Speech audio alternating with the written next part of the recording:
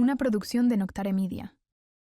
Y pareciera que estas cosas, estas entidades, se me aparecían, prácticamente yo describía a una mujer con rasgos como de accidentada, como quemada, de estas personas que lamentablemente pierden la vida de esa forma, y gritaba de una forma estruendosa. Entonces yo me despertaba, todavía traía mi biberón, me despertaba y la veía al pie de mi cama. Esto entonces no estaba estandarizado que las señales trajeran la opción de poner subtítulos, de cambiar audios. No había manera. Uh-huh. Empiezan a aparecer subtítulos y empezaron a tener cierta coherencia. O sea, de repente empiezas a ver caracteres al azar. Y de repente pudimos sí empezar a leer como una conversación o algo que estaba diciendo una persona. Okay. Y era como muy desgarrador. De hecho, fue un sentimiento súper feo el que tuvimos, porque sí era como el de mi niña, aquí estoy, adiós mi niña. O sea, wow. Como justo una madre o una persona que aprecia mucho a alguien queriendo decirle que ahí estaba. Aviso importante. El contenido presentado a continuación tiene fines exclusivamente de entretenimiento. Las historias, hechos o personajes mencionados pueden estar basados en información no confirmada o hechos reales. Algunos episodios pueden contener descripciones gráficas, lenguaje explícito o temas sensibles que podrían no ser apropiados para todas las audiencias. Se recomienda discreción.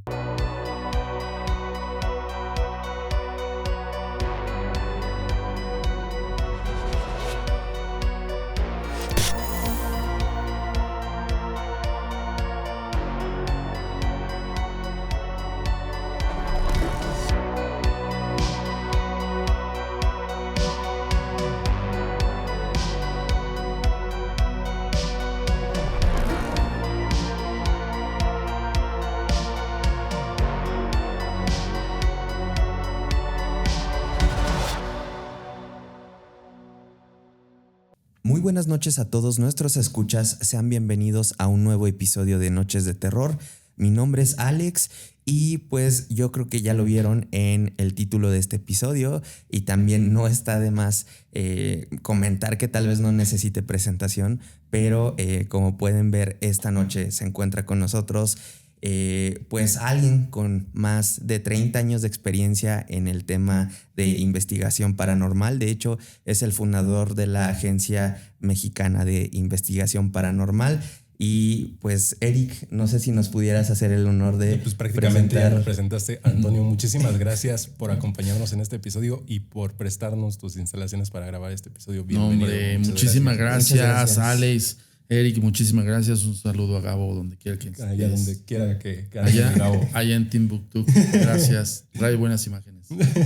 No, pues halagado, muchísimas gracias. Muchas gracias por acompañamente, Antonio. La verdad es que es un episodio que le teníamos muchas ganas de hacer, porque como te comentaba fuera del aire, la investigación paranormal siempre ha sido una espinita que tenemos. Y pues poder tener aquí en la mesa a alguien que lo haga de manera profesional, gracias. Yo creo que es lo mejor que nos ha podido pasar en estos, gracias, años que tenemos acá, porque tenemos muchísima curiosidad por saber cómo es el tema. Pero empezando por esto, creo que a todos nos ha pasado algo, hemos escuchado una historia, hemos vivido algo que nos da esa curiosidad sobre los temas paranormales, misteriosos y eso. ¿Tú recuerdas qué fue ese suceso, esa historia que te orilló a meterte en este mundo? Sí, yo creo que es parte ya inclusive de un cliché que de repente la gente piensa o dice, ¿no? A mí es que a mí me pasó algo y me dediqué a esto. Literalmente, en mi caso, en la forma tal cual y como sucedieron los hechos, fue orillarme a dedicarme a esto, pero por el hecho de que a mí me sucedían cosas a los 4 años de edad. Okay. El tema que impera dentro de mi carrera es que tuve afortunadamente 2 padres que me orientaron, y que principalmente en el lado de mi padre, que él ya trascendió cuando yo tenía 16 años, pero en el caso de mi padre, cuando yo vivía estos hechos, pues prácticamente a partir de los 4 años de edad en adelante, mi padre siempre me inculcaba en la razón de decir, todo debe de tener una explicación, encuéntrala. O sea, él jamás me dijo, no existe, lo que estás viendo es parte de tu imaginación, no. Él siempre me inculcó el hecho de investigarlo, indagarlo, saber por qué se comportan estos fenómenos así y saber cómo racionalizarlos. Entonces, esa influencia de mi padre fue prácticamente lo que me marcó. Entonces, de los 4 años en adelante, cuando empecé a cumplir los 6 años que aprendemos a leer, que vamos a la primaria y todo este rollo, pues yo que recuerde, uno de los primeros libros que mi padre se sentaba a leer conmigo era un libro de Freud. Y me decía, vamos a entenderlo de la forma de la racionalidad, vamos a entenderlo cómo se comporta el cerebro humano ante ciertos hechos que podemos creer que son reales o a veces son reales y no los entendemos. Entonces, imagínate, desde ahí en adelante, todo mi brevario cultural fue bibliográfico. Entonces, yo pasé por grandes autores, pasé por investigadores, ¿no? Investigadores científicos, Tomás Alva Edison, Guillermo Marconi, Freud, Jugerson, o sea, pasé por un montón de autores de los cuales se dedicaron también un poco a la investigación paranormal desde su nicho en el ámbito totalmente bajo metodología científica. Entonces, muy a pesar que a los 4 años de edad era sujeto a un poltergeist, que yo te puedo decir hoy, ya sé lo que es un poltergeist, ya sé cómo se comporta, ya racionalizo cómo actúa, pero lo dramático es en un niño de 4 años, ¿no? Entonces, al final del día, al niño de 4 años no le puedes explicar perfectamente que un poltergeist viene de un concepto arraigado de un hecho trágico, es una fuerza que va a ejercer. Es difícil, entonces, pero en sí, pues mi padre, no siendo experto, me lo explicó. Entonces yo lo que hago es traspolarlo a los casos. De hecho, los casos que nosotros más atendemos son de niños. Es que está muy ligado, ¿no? El tema de la energía con los niños. En nosotros es la manera en la que lo vemos, como liberación de energías, sea cual sea la se desatan fuente, de algún modo y se vincula con... Pero siempre es bien curioso en los niños. O sea, de hecho yo recuerdo de Alex de pequeño que decía que se peleaba, bueno, teníamos unas literas y de repente se ponía a pelearse con la nada. Un closet. Le decíamos que a veces es que hay un señor sacándome la lengua ahí. O sea, si tú lo investigas hoy, después sí, debe de haber un motivo del por qué el niño te está diciendo eso. ¿Por qué interactúa como interactúa con eso que no vemos nosotros, ¿no? Y eso es lo interesante, lo curioso en estos casos. Pero entonces todo esto viene como de la necesidad de responder a tus propias vivencias. Todo fue una búsqueda. Y sigue siendo una búsqueda. O sea, a 30 años de aquel 84, prácticamente, 1984, sí, aproximadamente. Si Pitágoras no me hace mella, si no me parezco a Jordi. Saludos, Jordi Rosado. Pero sí, en el 84, fielmente, pues prácticamente fue como el ataque subversivo. Un ataque, cuando yo hablo de ataques, es que no exagero. A mí me ocurrían cosas a las 7:30 de la mañana. O sea, no ocurrían cosas en la noche. Sí había fenómenos a las 3, 4 de la mañana, pero usualmente era cuando empiezas a entender el fenómeno de poltergeist y empiezas a entender cómo hay entidades que están conscientes de su estado y que pueden ser las más peligrosas, pues vas entendiendo el por qué interactúan con una persona, un niño de 4 años, a las 7:30 de la mañana. Y no dices, bueno, ¿por qué no podría ser en la noche? Que está acompañado con sus padres. ¿No? Claro, la noche, aunque esté con su familia, pero lo podemos atacar con terrores nocturnos, ¿no? Usualmente eran en las mañanas, era en el momento que mi madre se llevaba a mis hermanos a la escuela. Yo soy el más chico de 5 hermanos y yo me quedo, pues como me llevo de 2 años de diferencia con cada hermano, bueno, 2, 4 y así. El que me seguía, que es mi hermano mediano, se lo llevaban ya en la primaria, ¿no? Entonces yo me quedaba solo en casa. Entonces en el momento que me quedaba solo en casa, 7:30 de la mañana, casi en punto, se desataban todos los fenómenos. Desde ruidos muy estruendosos, gritos al grado de alaridos. O sea, cuando les hablo de alaridos es que un grito puede ahogarse en el ambiente. Un grito puedes escucharlo a distancia, pero un alarido no. Un alarido es casi que te griten al oído. Entonces era eso.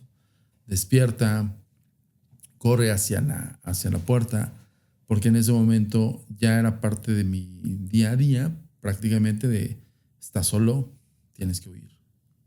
Y pareciera que estas cosas, estas entidades, se me aparecían, prácticamente yo describía a una mujer con rasgos como de accidentada, como quemada, de estas personas que lamentablemente pierden la vida de esa forma, y gritaba de una forma estruendosa. Entonces yo me despertaba, todavía traía mi biberón, me despertaba y la veía al pie de mi cama.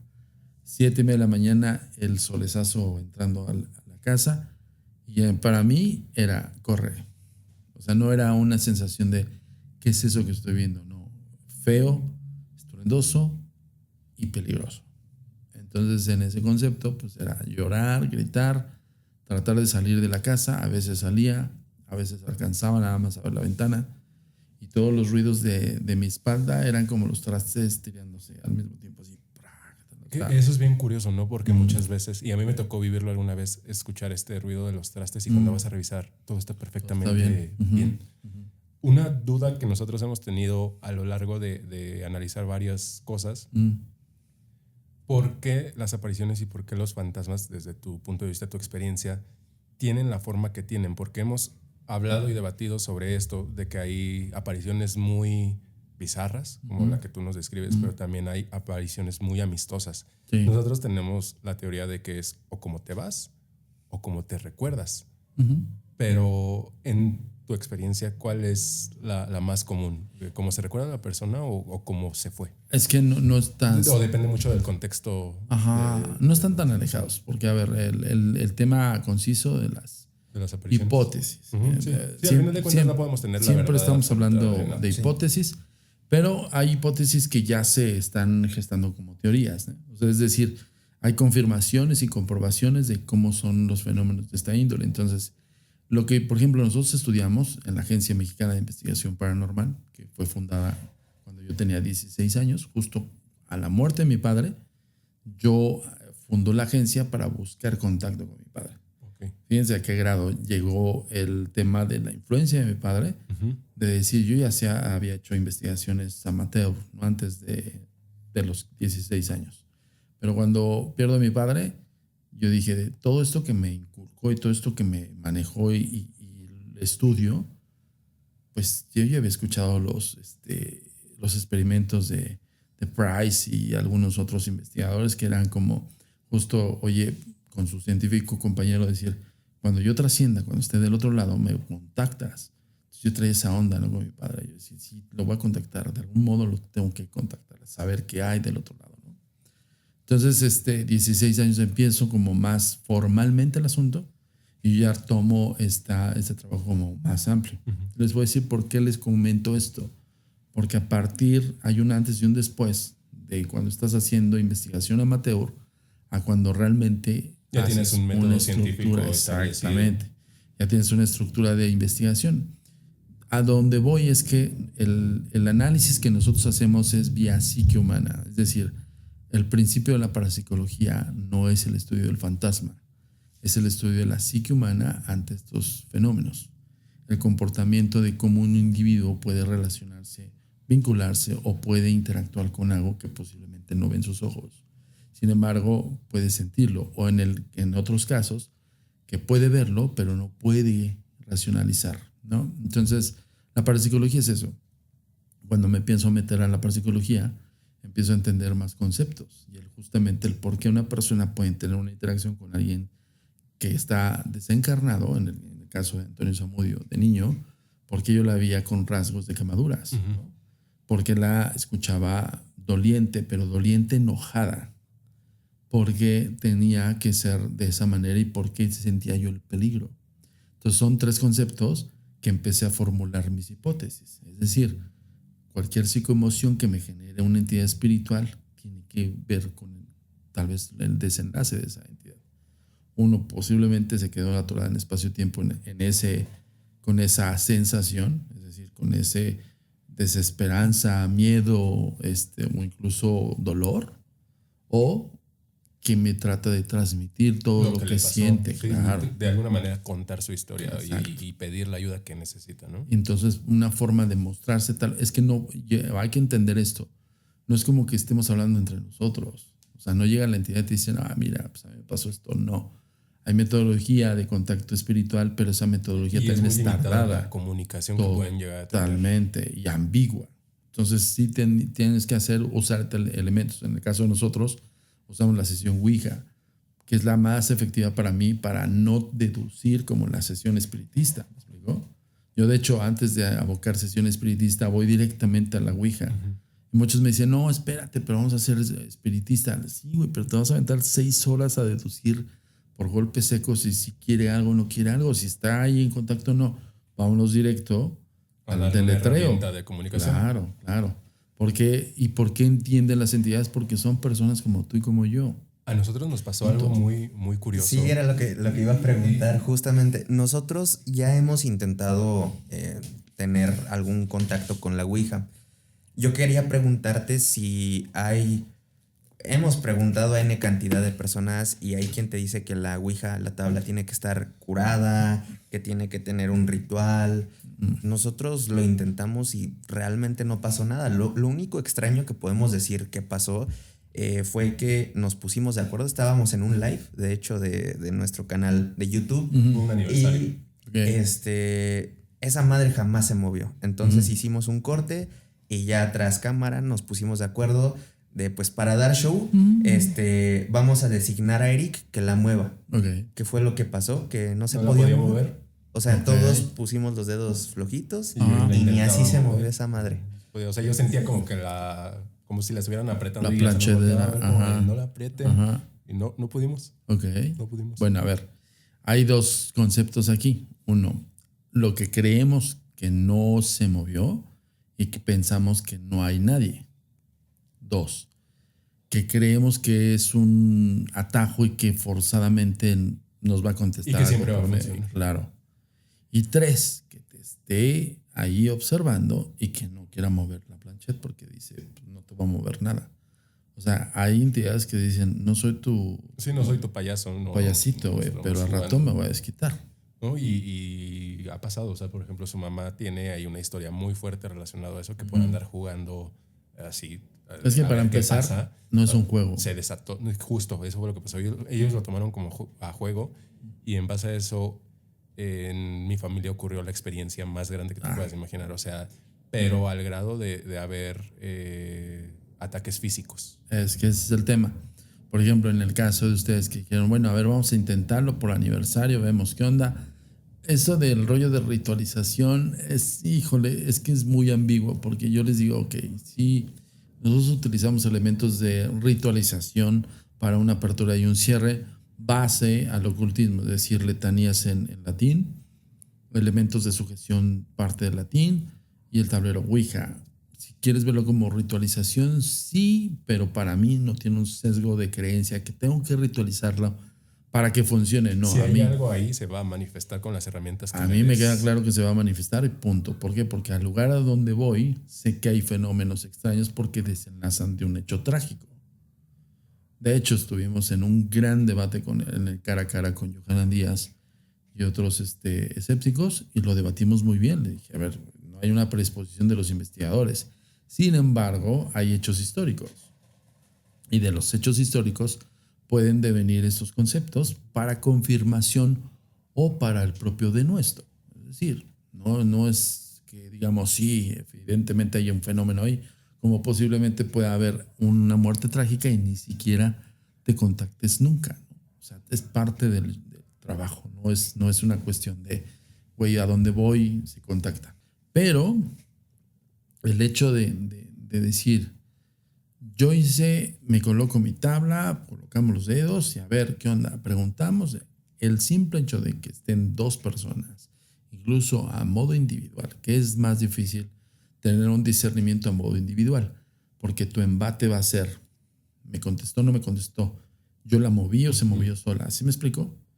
Porque ese embate de discernimiento individual te puede generar un enganchamiento mental, es decir, tu propia psiquis del I want to believe, de quiero creer, puede estar orillándote a pensar que algo más mueve la Ouija. Cuando tú lo estás haciendo inconscientemente. Por eso se realiza de 2 personas como mínimo hasta 5 o 6 personas que quepan en el tablero Ouija. Porque ahí tienes un discernimiento más efectivo. Ejemplo, quisimos darle ese mood para que la gente, sí se movió. Para que se llevaran algo. Y no sucedió nada. Y en el caso de Eric, no la podías mover. Hay una fuerza extraña, rara, que para tu persona era, estos güeyes la están sujetando. La están apretando no puedo hacer este asunto, ¿no? ¿Qué es lo que sucede? Pues en el momento tal vez tú estás grabando en el mood y dices, güey, o sea, ¿por qué no? Pues préstense al show, ¿me explico? Ahora, ¿por qué no pensar en el tenor de posiblemente alguien que sí contactaron y posiblemente los estuvo observando y estuvo observando quién posiblemente está más vulnerable, quién ha experimentado un fenómeno paranormal en serio y a quién puede sujetar con ese fenómeno paranormal? La gente luego de repente afuera me pregunta, ¿cuando alguien vive una experiencia tan fuerte, está trastocada? Sí. Sí, definitivamente debes de tener cierta vulnerabilidad. Porque simplemente si lo quieres analizar del lado de vista más razonable, debes de estar, y casi siempre se puede ver así, en alguna situación emocional delicada, y esas son las personas que más se le presentan. Y esa es la otra cosa la que iba. De hecho, no fue la que te dijo Alex, la que yo estaba pensando. Cabrón, ¿cuál? Cuando vivías en el departamento que pasaron 1000 cosas, hubo una etapa donde yo me fui a vivir con Alex y mi hermana, porque pues, por cuestiones de la adolescencia yo no me llevaba nada bien con mi papá. Entiendo. Entonces estuve un tiempo allá y a mí me ocurrían muchas cosas. O sea, me estaba bañando y me abrían la puerta, me estaba vistiendo y me azotaban la puerta, pero ya lo teníamos hasta cierto punto normalizado, porque sabíamos que en ese edificio pasaban cosas. O sea, no era la primera vez que alguien vivía ahí de nuestros conocidos, y sabíamos que pasaban cosas. Entonces era como de, okay. Ya estaba familiarizado. Es todo un lugar. De hecho, acabo de hacer un TikTok como explicando todo el contexto para contarte rápidamente. Es un edificio muy viejo por la arquitectura. Yo creo que es de los 50 más o menos.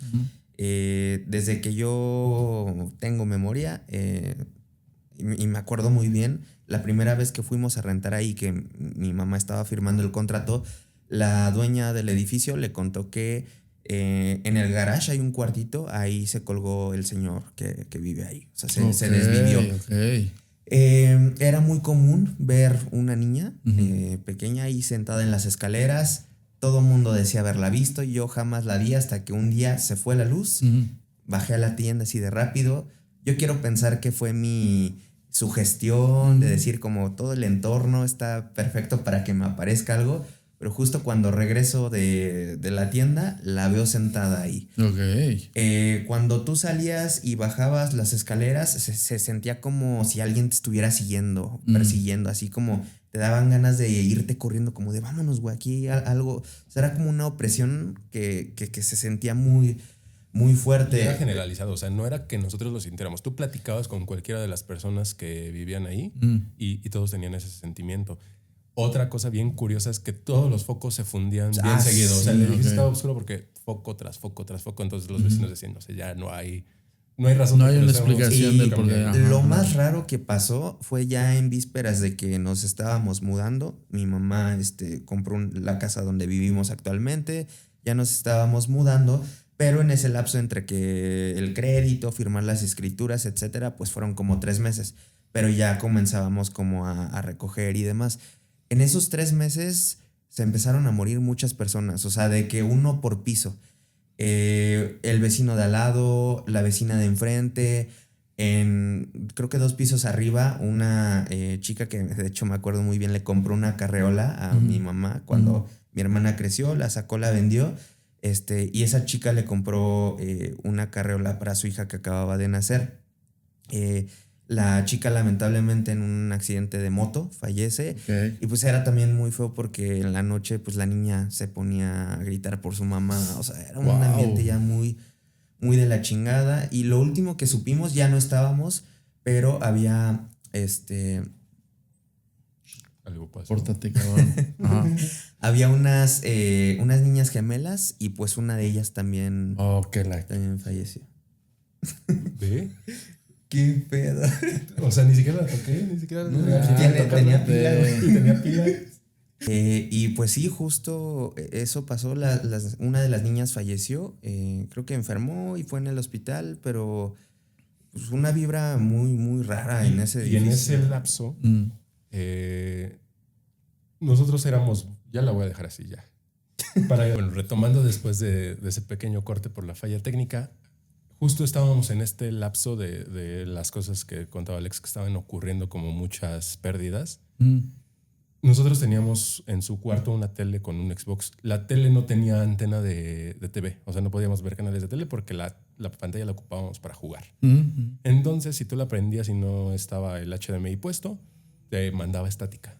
Y no sé, algo pasó ese día que dentro de la estática empezaron a aparecer subtítulos. Okay. Pero o sea, te estoy hablando de el año 2016, 17. Yo creo que 2015, 2016 más o menos. O sea, todavía no estaba estandarizado que la señal de aire. Ajá, el cambio, ¿no? Analógico. Ajá, sí, de hecho, todavía no ocurría el apagón analógico. El apagón analógico. Entonces, no era nada común que la señal de aire trajera... A ver, nada más una acotación. El apagón analógico, para los que están escuchando en esta nueva época, es que antes la transmisión de televisión y radio, bueno, radio todavía sigue, pero televisión era por medio de transmisión de microondas aérea. Era por medio de antenas y demás. Cuando se evoluciona la tecnología actual, pantallas LEDs conectadas por aplicaciones, internet, bla, bla, bla, antes prendías tu televisión con antena de conejo o antena coaxial. El apagón analógico al cual se refiere Eric es justamente ya ninguna antena transmite bajo la versión televisiva. Apagón analógico es eso. Ajá, exactamente. Y te digo, todavía estaba esto, entonces no estaba estandarizado que las señales trajeran la opción de poner subtítulos, de cambiar audios. No había manera.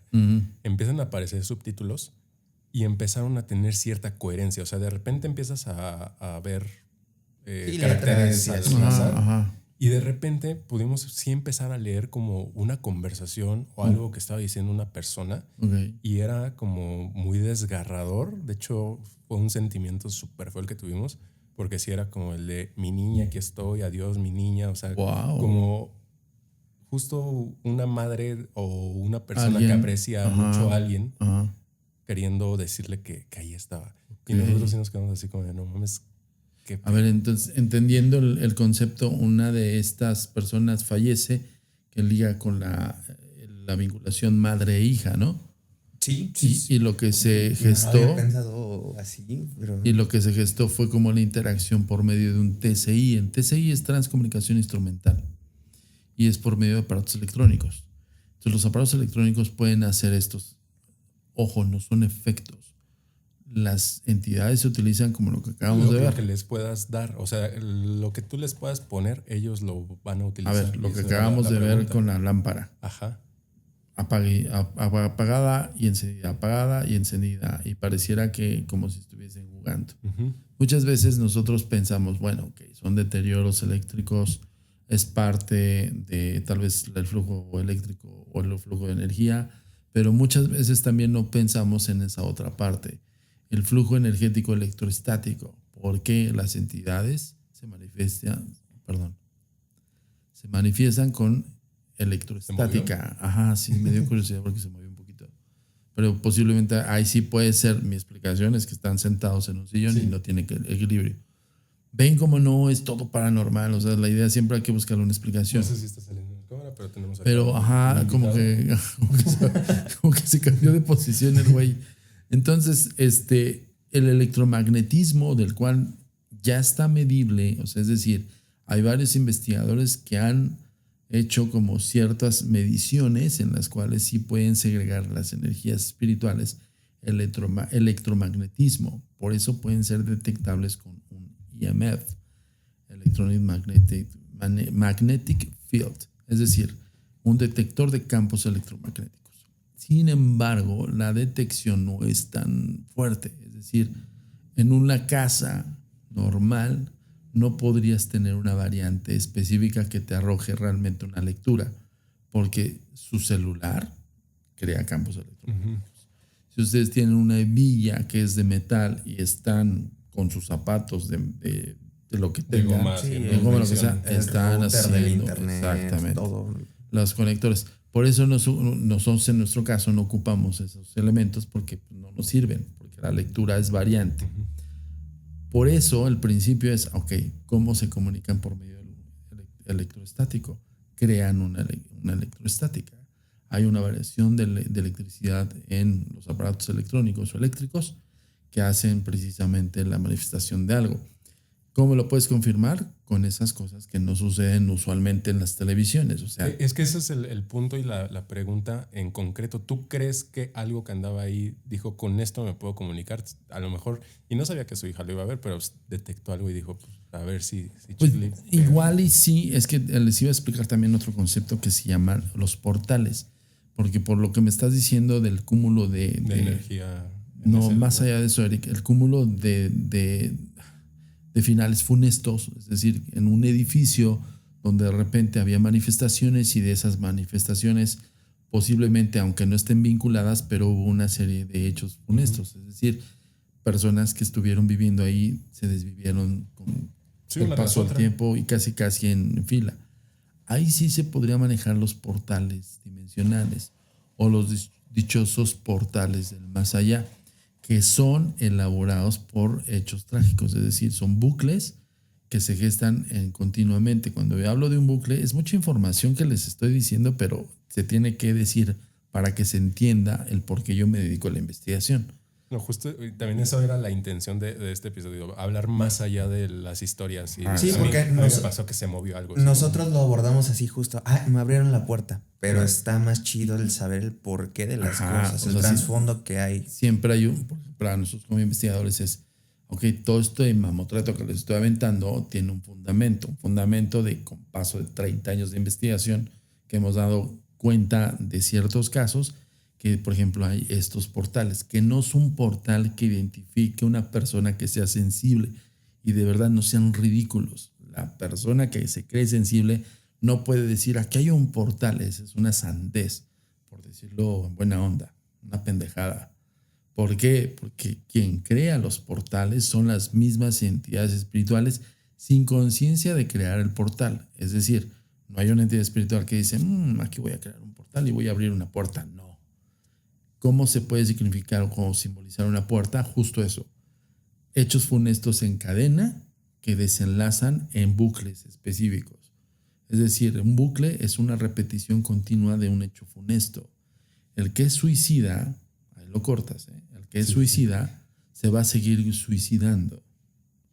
Si se colgó, se va a seguir colgando. Si se dio un balazo, se voló la tapa a los sesos, se va a seguir dando el balazo continuamente.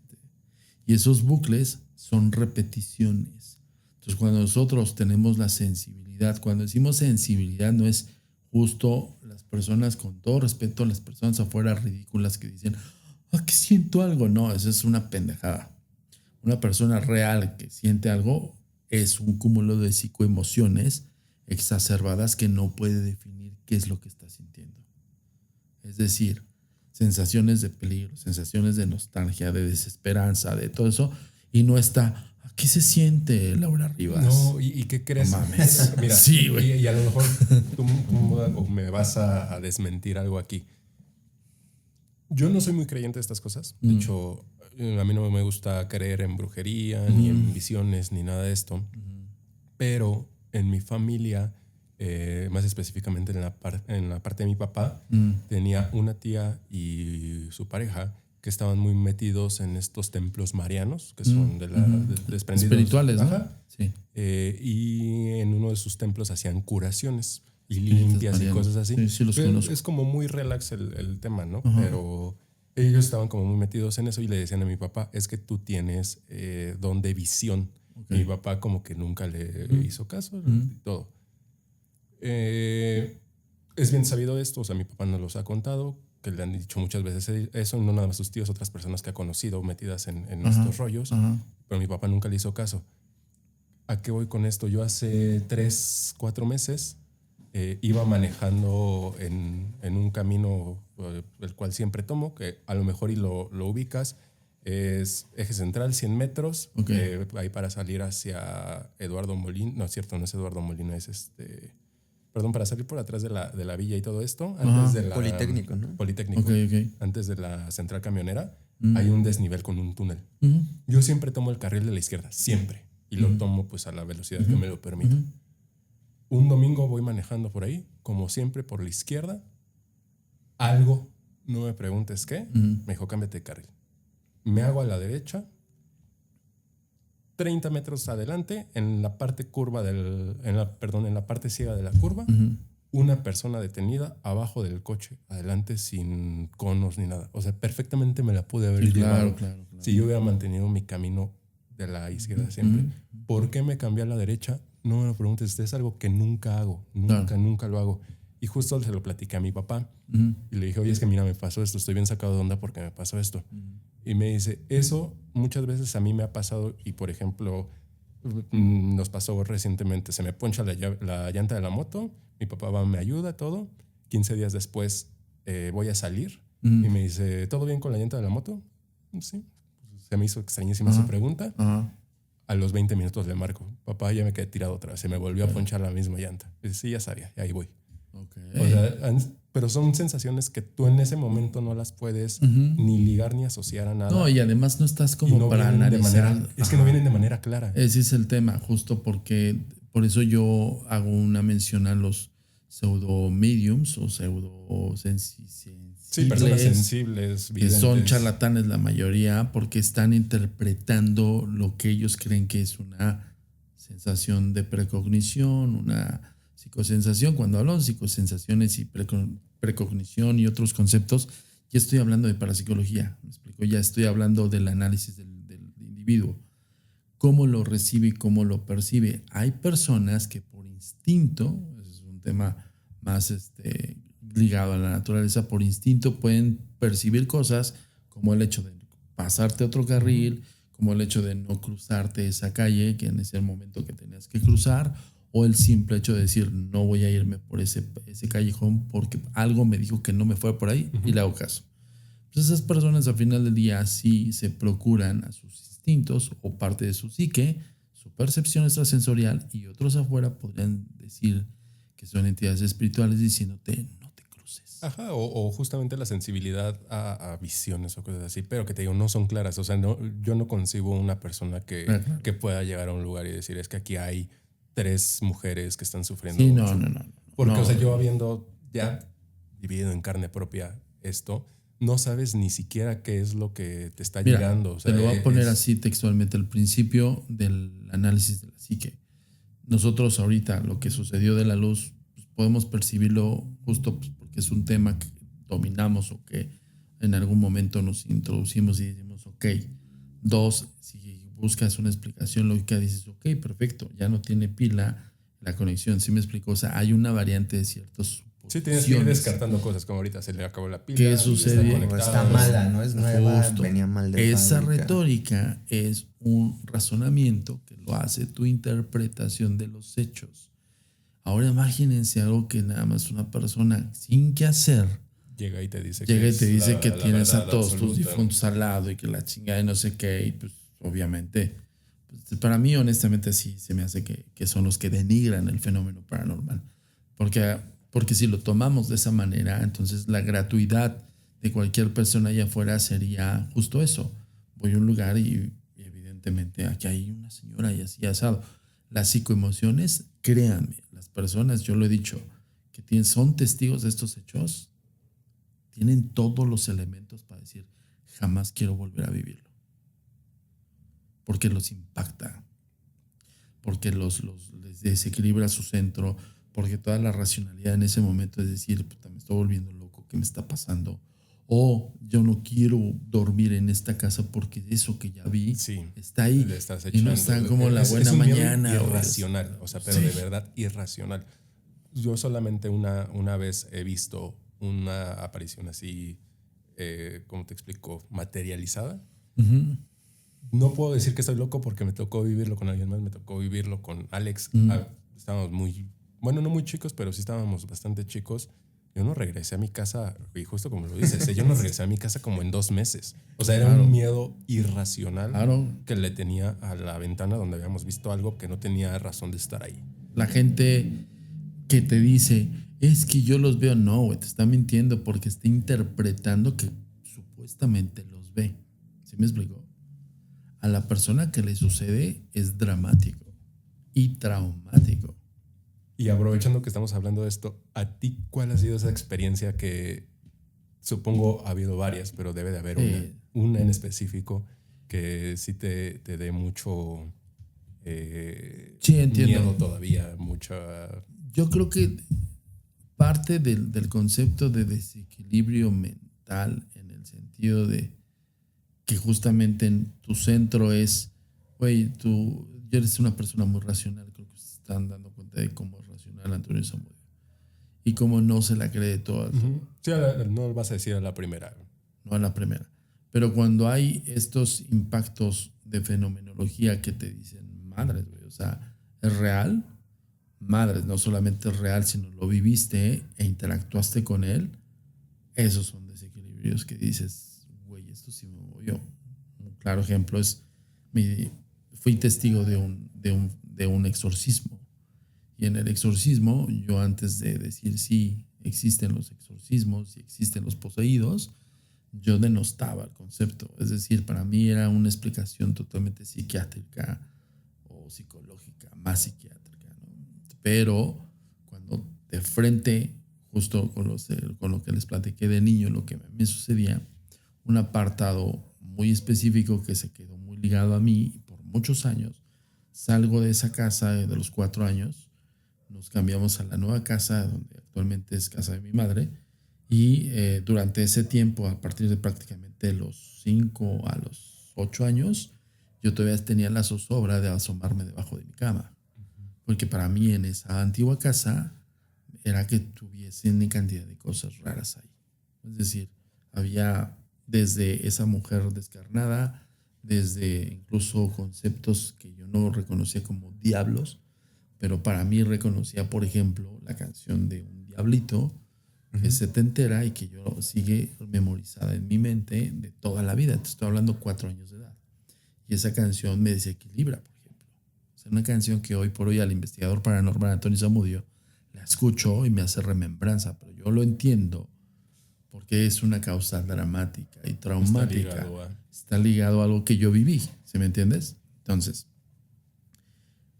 todo se une al momento que años después, por el 2006, casi 2007, vivo un fenómeno de esta índole por una compañera de trabajo dentro del programa de televisión en el que estábamos, que me lleva a discernir un posible caso de posesión, sin que ella me dijera todo el caso de posesión. Yo en ese tiempo, yo ya estaba tomando clases de teología con un gran maestre que es Francisco Cipriel, lo he comentado en otros podcasts, y Francisco Cipriel era un sacerdote exorcista dentro de la diócesis primada de México en aquellos entonces. Y él, dándome clases de teología, también me enseñó conceptos de discernimiento, incluso discernimiento de los protocolos del exhortum romano y no propiamente científicos. Sin embargo, me decía, tienes que pasar por el área científica, pero tú eres psicólogo.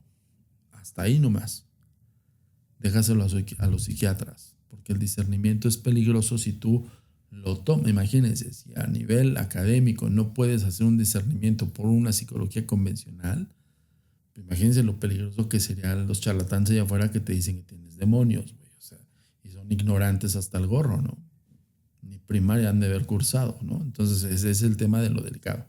Entonces me decía, tú da un discernimiento bajo el ritual del romano, del exorcismo romano. ¿Con base a qué? Preguntas específicas hacia el endemoniado. Si ya realizas ciertas preguntas, puede haber contestaciones, pero no te vas a quedar a platicar, porque no te va a platicar su vida. Te vas a exponer. Si lo haces, te expones. Pero si estás en esto, hazlo. Si no, déjate de tonterías y no te dediques a esto. Así, ¿eh? Bueno, ok. Pues yo era un chavo de 27, 28 años sabido. Quiero más, ¿no? Quiero conocer más. Entonces a mí se me da el caso de la manera más fortuita. Estábamos terminando un programa y en el programa me dice la compañera esta, que no puedo decir su nombre, Samuel, ¿me puedes acompañar? Necesito una asesoría de tu parte, de su equipo. Para mí son los más serios y gustaría tu punto de vista. Por favor, por supuesto, gracias. Y en ese discernimiento, a grosso modo, veo una chica, lo estoy contando un poco resumido porque es muy largo. Uh-huh. Los detalles ya algunos lo saben, pero ir a discernir entre una niña aproximadamente de 11 a 13 años aproximadamente, a saber si presentaba un caso posible de posesión, ¿no? Yo en ese momento, tú vas ahí como con la preparatoria, tú en ese momento dices, ok, posiblemente no es mi labor, pero si ellos tienen bien en apoyar tu criterio y no solo creerte, sino más bien de decir, este individuo por lo menos estudia, investiga, pues tenemos esa parte de criterio de él como para saber si es real o no es real, ¿no? Entonces en ese sentido nosotros dijimos, ok, vamos. Ya me tocó hacerlo.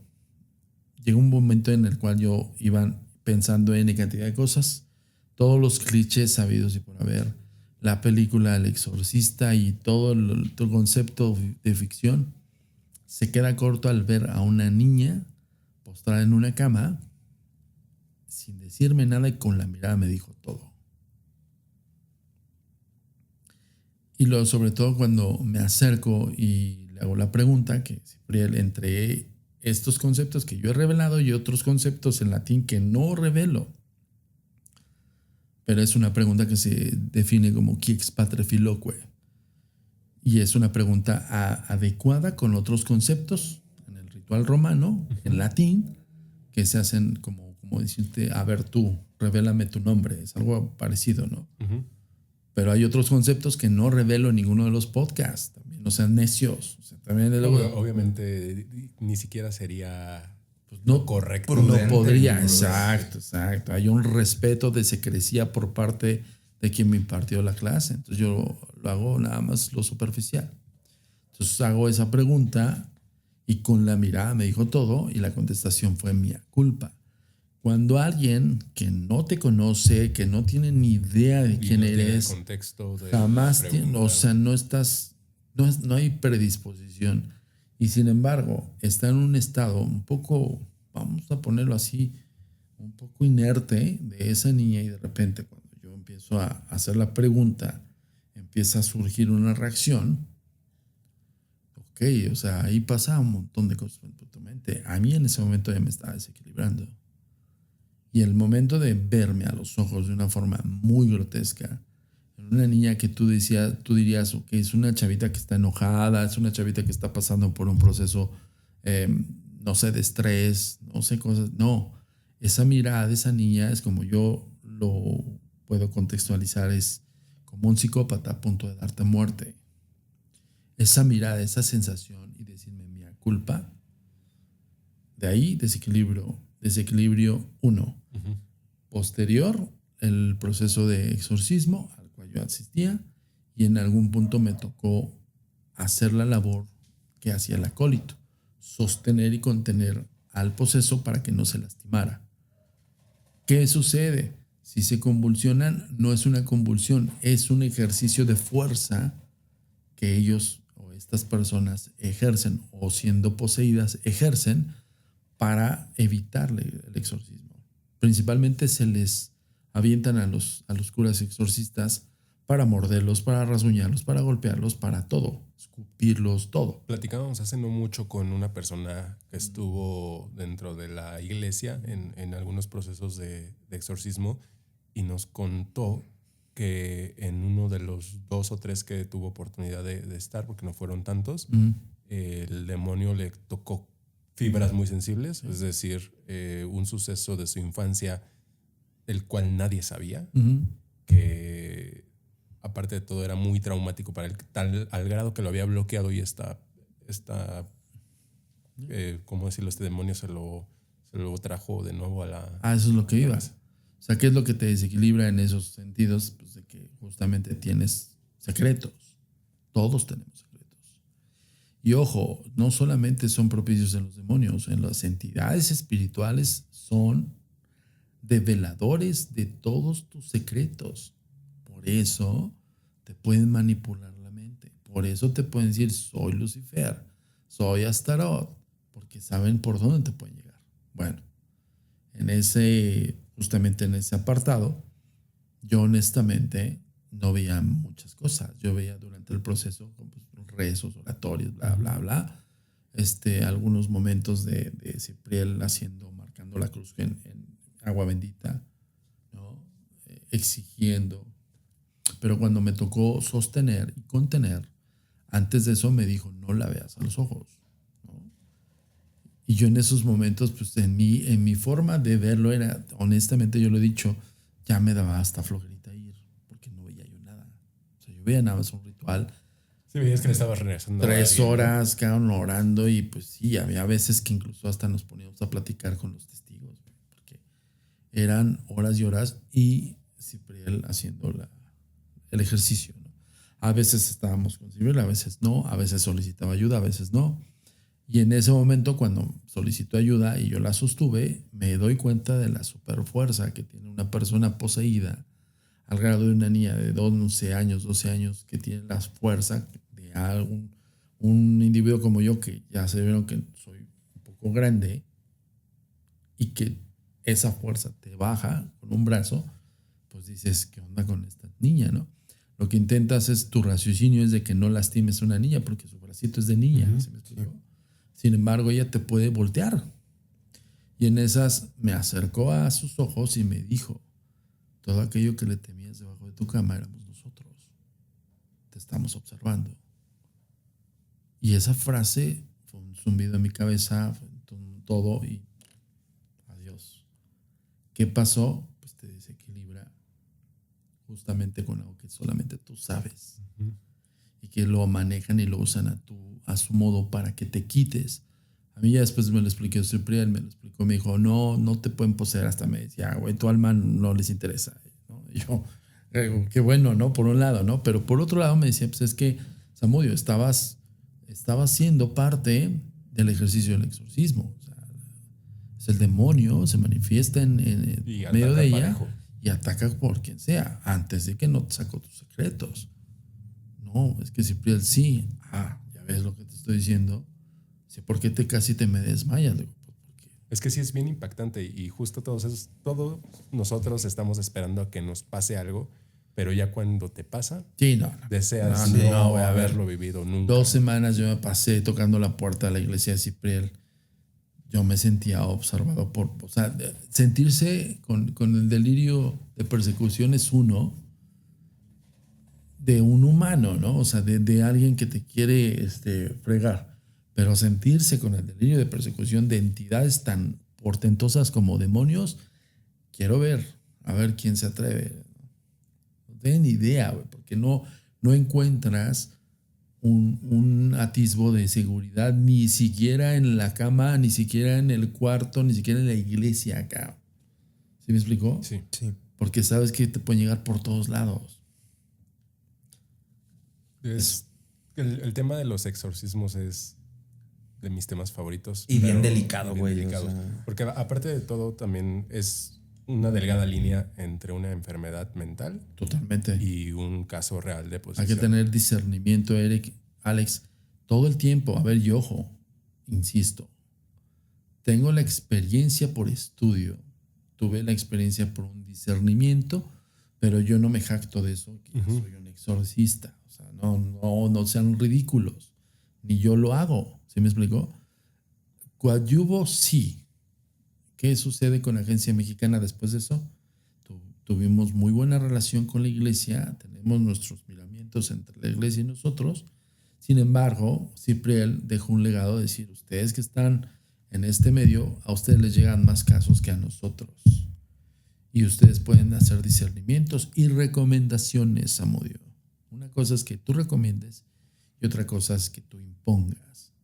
Pero tienes que tener todos los elementos para que la diócesis diga, sí, por eso les hacen, de hecho, incluso análisis de sangre, pruebas psicológicas, todo que debe de venir historial previo, clínico, todo. Entonces, en ese tenor, Agencia Mexicana tiene sus colaboradores expertos en materias, en ciencias exactas, psiquiatras y psicólogos.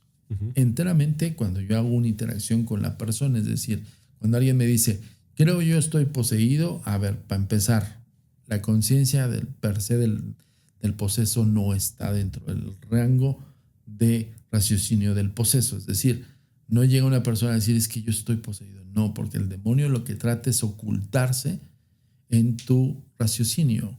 Para una persona es la negación de estar poseído. Y todos los testigos alrededor son los que te dicen, es que mi familiar se está comportando de esta manera, es que mi familiar así, o incluso los cambios físicos. No el poseso. Eso es para mí es un descarte. Sí. O sea, a mí alguien me llega y me dice, es que me posee, bye, güey. Sí, no. No. Otra pregunta respecto a posesiones. ¿Se pueden infestar objetos? Totalmente. Justo quería hacer la pregunta. Tenemos aquí atrás a un invitado. Sí. De hecho, dos. No sé si se alcanza a ver la invitada. Pero justo no sé si nos pudieras platicar más de estos objetos y sus historias y justo si están poseídos. No sé, platícanos un poquito. El concepto de posesión en los objetos no se puede dar porque los objetos no tienen... Son inánimes. Pero además no tienen racionalidad. Son objetos. Sin embargo, una energía sí puede arraigarse en un objeto para vincular con otra persona en su psique. El payaso, que todo el mundo lo conoce, muchas personas en internet, en los medios de comunicación, le llaman el payaso poseído, el payaso movido por fuerzas malignas. Yo les digo, no, es un objeto que vincula por medio de un espíritu para el ejercicio de conecte o de match con el individuo infantil. Es decir, ese objeto vincula más con niños que con adultos. Porque el ejercicio del espíritu que se arraiga en espacio-tiempo, no en el muñeco, sino en el propio objeto per se, está esperando otro recipiente. No que posea al niño, sino que ejerce influencia sobre de un niño. El caso de Augusto, en el caso del payaso, es un chico de 11 años que compra este payaso en una venta de garage. Y al momento que compra el payaso y lo mete a su casa, empiezan los fenómenos. Augusto empieza a comportarse de una forma muy extraña, cambia comportamientos, pero es ipso facto. Para las personas que afuera de repente dicen, es que yo tengo una muñeca que tiene 30 años en mi familia, señora, su muñeca está muy linda y se acabó. No quiere decir, siempre me ha dado miedo. Tal vez a usted tenga miedo hacia las muñecas. Y a veces son miedos irracionales o son fobias o sucesos. Exactamente. Personales. Y principalmente a la muñeca que la tiene en la familia. Posiblemente es eso. Cuando hay una vinculación es ipso facto. Es decir, pareciera que son interruptores. Yo tomo el objeto y automáticamente me vincula. Como la máscara. Exactamente. No hay preámbulos, no hay procesos, no hay. Hay, obviamente, estos conceptos que nosotros le denominamos padecimientos paulatinos. Es decir, tal vez la persona no los demuestra tan rápido, pero sin embargo, posiblemente en el momento que tuvo contacto, macha. En el caso de Augusto fue así. Entonces la familia me llama ya cuando ya hay fenómenos muy extraños. Cuando ven a Augusto ver televisión en canal abierto, en aquel entonces todavía no se gestaba el asunto de los digitales y todavía había televisiones de canal UHF, pues Augusto ve a su padre Augusto con el payaso al lado en canal abierto, en todo el ruido de fondo, ¿sabes? El ruido blanco. Cosas de esas que los padres dijeron, no, esto ya está raro. 2, el cambio de comportamientos entre los integrantes de la familia cuando estaba el objeto. Es decir, había una vinculación tan estrecha que el propio Augusto ya estaba en malestar e impregnaba a los familiares de malestar. Hubo un momento en que una pelea entre los 4 integrantes de la familia fue el foco de lo que dijeron, ya, esto está más cañón. Tenemos que buscar ayuda. Porque de repente, madre e hijo, padre e hijo hermano, peleándose. Y decía el padre que cuando entró en cabalidad es cuando ve al muñeco como sentado viéndolos. Dijo él, yo no sé si sea el objeto, no lo sé, pero desde que entró ese objeto empezaron los problemas. Hicimos una investigación. Nosotros siempre le damos prioridad al testigo. Para nosotros no es importante el objeto. El objeto sí es un objeto de análisis, un sujeto de análisis. Pero para nosotros lo importante es Augusto, en el caso de la vinculación con el muñeco, y principalmente los familiares. El por qué encuentras posiblemente influencias de parte de los familiares, ves si su rollo cultural está ligado con los fenómenos paranormales. Ese es un discernimiento, ¿eh? Nosotros no decimos, llegamos y, sí, el muñeco está embrujado, sí, tú también, listo. No, tienes que confirmarlo. Pero durante esos procesos, yo grabo todo. Yo tengo cámaras, hoy tengo cámaras trampa. En aquel entonces teníamos cámaras mini DV, eran de cassette, y todas tenían el LED night shot, ¿no? Entonces yo siempre colocaba, antes teníamos lo que hoy tenemos de cámaras trampa, lo teníamos en cámaras de Handycam. Entonces colocabas tu tripié y vámonos. Y a grabar 60 minutos y a cambiar el tape cada 60 minutos, ¿no? Entonces tuvimos la fortuna de grabar esto que van a ver a continuación.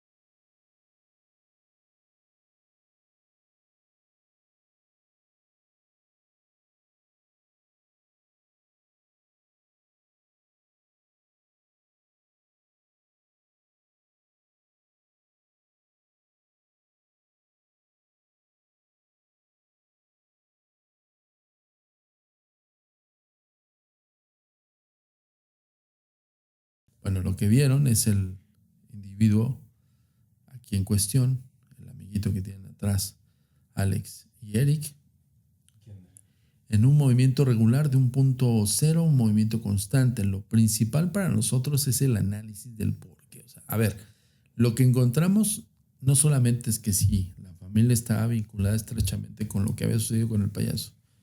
Lo que encontramos fue en el circuito cerrado este video que para nosotros nos desafía. Para empezar es saber cómo carajo se movió. O sea, cuál es el punto energético, fuerza. Ahí te avientas todas las metodologías científicas. Empiezas a analizar con base a la física del propio muñeco. Y a sacar todas las teorías posibles. Y ojo, a tratar de reproducir. Cosa que yo les digo a toda la gente afuera porque se les hace bien fácil decir, no, es que yo reprodúcelo en tu celular, claro, güey. Te puedo mostrar ahorita un pinche dinosaurio aquí al lado, güey. Sí, o justo estos videos tal vez de los globos moviéndose de maneras raras que te dicen, es que es súper falso porque un hilo, a ver, hazlo de nuevo. Ajá, el caso justo, Eric, el lanzamiento que todos nosotros hacemos es duplícalo. Pero duplícalo en tiempo real. Las condiciones exactas, el lugar exacto, el campo de visión de la cámara, todo. Nunca lo van a hacer. Uno, porque no les da. Dos, porque simple y sencillamente pues no saben cómo, te saben denostar, pero no saben cómo explicarte el denuesto. ¿Me explico? Entonces nosotros analizamos todo, piernas, pies, todo. Y si se dan cuenta, el muñeco ya está deteriorado. Está tal cual como está original. Yo siempre lo guardo en una caja con un símbolo salomónico. Para nosotros sí sabemos un poco más de ocultismo y sabemos también que hay sellos como para contenerlo. Por si sí o por si no, fuera de la creencia, tenemos esos sellos ahí. Pero el análisis es justamente hacer hermético un objeto que está involucrado en un caso para poder tener análisis posteriores. Es decir, ok, vincula con un niño. Sí, hemos utilizado niños para... Pero, a ver, es lo que te iba a preguntar. Ojo. Utilizamos adheridos a Agencia Mexicana, hijos de nuestros integrantes, familiares de nuestros integrantes, para hacer análisis con el muñeco. Sí. Entonces, sí, porque de repente va a decir, la familia de Augusto. Los niños ahí en la calle. ¿No quieres agarrar? ¿No quieres un payaso? Juega este muñeco y te grabamos y 2 horas. ¿Qué pasa? No. Entonces, con la familia de Augusto, supongo que te dicen, llévatelo, no queremos saber. Sí, o sea, al final del día, más allá después del video, sino ya después de todo el contexto, antes de irnos de esa grabación, recogimos cámaras. Ojo, porque de repente pues, piensa la gente que vas a analizar, 6 horas de 60 minutos cada tape en el momento. Sí. No se la jalen, güey. O sea, no mamen. también tenemos cosas que hacer, ¿no? Entonces, y sobre todo estamos en el lugar de los hechos, ni modo que digamos, espérenos otras 8 horas para analizar. No, sí, algunas veces puedes notarlo y ya. Sí, o sea, si tú haces un rebobinado, pues sí. Pero si te vibra algo, ¿sí me explico? No, esto fue un caso de que, a ver, vamos a revisar todo el almacenaje material. de biblioteca y hay una persona que está spoteando el video 6 horas. con una paciencia, cabrón, porque tienen que analizar todo, cambios de iluminación, por qué se movió esto, por qué lo otro, posiblemente la deficiencia del night, del super night, o sea, un montón de cosas.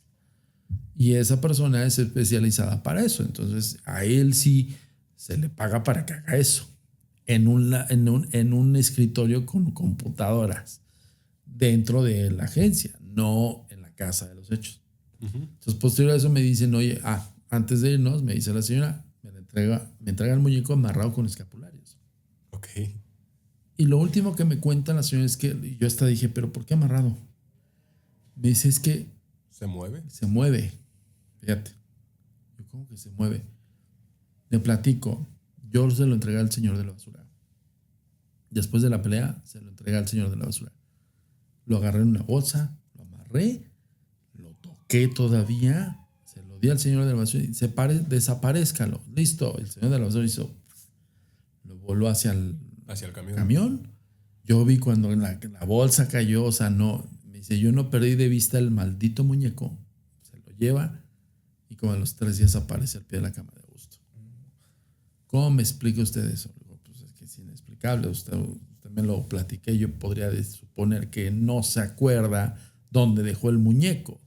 Y en evidencia para mí pues está evidentemente traspolando a que el muñeco se mueva.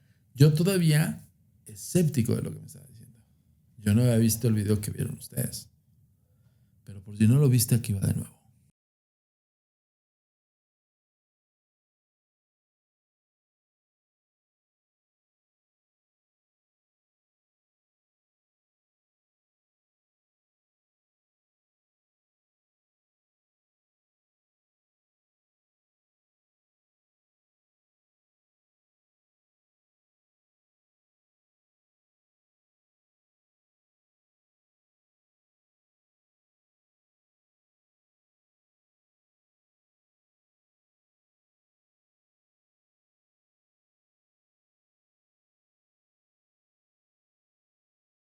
Eso es lo que nosotros vimos posterior al análisis. Ya le hicimos N cantidad. Fuimos al lugar de los hechos. Por eso insisto, duplicidad. Cuando tú haces duplicidad con las mismas condiciones, con los mismos elementos, entonces sí es falso. Y ya de que lo tienes aquí, han ocurrido algunas cosas extrañas. ¿Las has encontrado en algún otro lugar donde no deba? Fíjate, esto lo he revelado con ustedes. 2 sobrinos de 2 integrantes de la agencia lo jugaron. Lo jugaron entre comillas. Sí, o sea, lo tuvieron. Porque el primero, ahí nos tienen. Individuo 1, edad 8 años, renuente a tocarlo.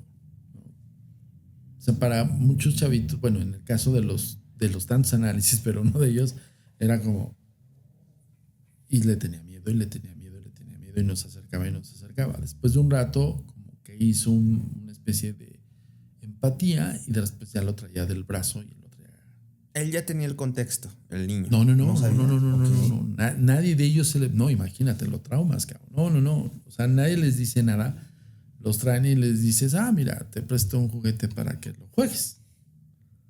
¿No? Que de hecho nos dicen que sus protocolos de repente son muy extremistas, ¿no? Pero bueno, es lo que hay, es lo que se tiene que hacer. tenemos que hacer análisis, ¿no? Justo saber por qué hace una vinculación. Esto nunca lo había revelado, lo estoy revelando con ustedes. Y en otro análisis de otro niño, ya con más de 10 años, fíjate, es donde interviene la edad. Ahí es otro análisis que hicimos. A ver, el individuo 1 de 8 años sí le tenía miedo, pero posiblemente porque todo su bagaje cultural está ligado con cosas bonitas. Si lo ve feo, viejo, antiguo, pues no le genera confianza.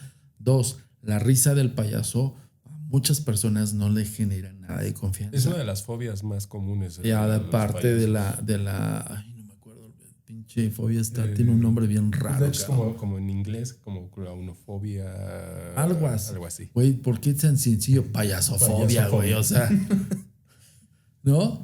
Pero sí es una de las más comunes. Pero sí es de las más comunes. Bueno, el individuo a los 10 años, automáticamente, es más, ni siquiera pasó a tener una media hora siquiera de contacto. Yo lo traía en la mano y el familiar de uno de los integrantes le hago así y el niño luego dije, no. Contigo no. Y me dice esta persona, ¿por? No, güey, o sea, ¿no le viste el rostro? ¿No viste luego el match? No. Y me dice, güey, hay que dejárselo. Y es tu familiar, no seas mamón. O sea, yo dije, no, güey, yo te lo estoy diciendo como investigador, sí. No. Sí, no, o sea, dentro de todo tiene que haber prudencia siempre. Individuo, tenemos ética también, no mames, ¿no? Entonces dije, individuo 2, no. Luego hizo el match y lo andaba buscando, cabrón. Ya estuvimos. Y ojo, no es que tengamos un laboratorio, porque también ese es otro estrés para el niño, güey. O sea, no es de que, a ver, ven. Sí, cuarto blanco. Ni tampoco tenemos todo otro presupuestos, güey. Estaría poca madre tener un cuarto blanco de análisis, güey, con cristal de espejo, ¿no? Pero no se tiene, eso es solamente en las películas. Sin embargo, estábamos en la reunión y yo ya había escondido el payaso. Me acuerdo que estaba en el carro de una vieja amiga, entonces lo dejé ahí en la cajuela. Y algo que nos dio mucha curiosidad es que el niño pues quería encontrar al payaso, que andaba así, cabrón. Y pues, tú estás en la reunión y yo estoy analizando al chavito. Le digo, oye, está muy cañón, o sea, digo, sí está muy en match con el muñeco. Bueno, ¿cómo supo el niño? No sé. ¿Dónde estaba? ¿Dónde estaba? Estaba en la cajuela, sí. Y ya cuando dije, ok. Hizo match porque hay una vinculación con un espíritu. Me confirman los hechos. Años después, Es una de las comprobaciones que tenemos. O sea, digo, te puedo enumerar otras más que intentamos hacer, pero no reaccionaron como ese niño. Sí, no. Ya después se lo olvidó, se lo llevaron, todo el rollo. Oye, ¿qué onda? Y hacemos una especie de inspección. Oye, ¿qué onda? ¿No hay bronca? No, está ya normal. Pues sí quería conocer a su amigo, ¿no? Decía él. Pero posiblemente así empezó a gusto. Si no hubiera terminado bien esa... ¿Qué tal? A ver, se lo das de al rato caso 2, ¿no? Sí. No. Pero esa es una comprobatoria, por ejemplo, ¿no? Algo tan fácil y tan banal como darle a jugar un juguete. La verdad fue algo que nos sorprendió cuando llegamos y vimos la cantidad de cosas que tienes. O sea, fue impresionante. O sea, sabíamos que tenías cosas, pero ya llegar y verlas es otra. Sí, no, ya tenerlas ahí a la mano es diferente. Sí, y sobre todo y acá atrás, ¿no? Tenerte aquí acompañando. La verdad es que para nosotros que nos gusta esto ha sido una experiencia muy, muy grata. Qué Obviamente bueno. todo con respeto y con Qué cuidado. bueno, amigos. Gracias. Amigo, muchísimas gracias por habernos Estoy a sus acompañado. órdenes. Tus redes sociales por cualquier cosa. Todos los miércoles tenemos un podcast que se llama Historias Embrujadas Podcast. Cada miércoles tenemos un especialista, tenemos entrevistas que están ligadas al fenómeno paranormal en profundidad o posiblemente casos, ¿no? Entonces ese es el canal de YouTube. También tenemos el otro canal alterno donde yo subo justamente, no he subido como estos análisis ni nada de esto, pero ya lo voy a hacer, se llama Agentes de Negro, y ahí subo archivos desglosados como yo se los platico, con más lujo de detalle, cosas así. Y hay veces que luego no revelo tantas cosas porque también de repente pues, no llegan a la mente. Es decir, de repente te acuerdas del análisis corte A del muñeco como puedes llegar al análisis de la muñeca, ¿no? Pero luego dices, es que eso no tiene peso. Pero ahorita que hice remembranza le dije, no, claro. O sea, sí, ¿qué vimos después en el muñeco? Fue esto. Y no lo había platicado, amigo. Gracias. No, al contrario, gracias por la pregunta, sobre todo. La primicia acá. No, hombre, estamos aquí a sus órdenes. Pues muchísimas Ahí gracias. está, Agentes de Negro, canal de YouTube y Historias Embrujadas Podcast. Muchísimas gracias. Muchas gracias. Gracias amigo. a ti. Y pues nada, no se olviden de seguirnos en redes sociales, @Noches de Terror MX en Instagram y Facebook, y la página para mandar sus historias, www.nochesdeterror.com.mx. Nos vemos la siguiente semana. Cuídense. Bye. Bye.